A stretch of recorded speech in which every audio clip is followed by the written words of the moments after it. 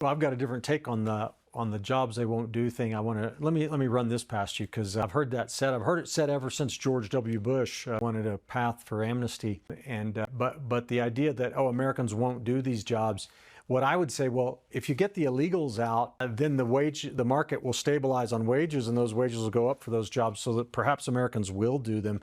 But as long as you allow illegals to come in and who, out of necessity, and will work at level, wage rates much lower than Americans are accustomed to, then you can continue to say that.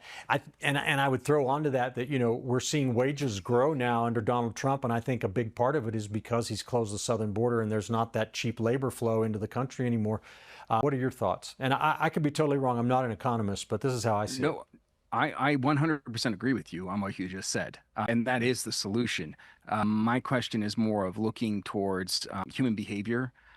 Is that something that Americans are willing to do? And I really want, our generation, the older generation, maybe the 40s, even into the 30s, to look at it and say we've got to hurt a little bit, right? Well, we gotta take some steps to where it might make us uncomfortable for a little bit, but ultimately the goal is to provide a better country for our children, our grandchildren,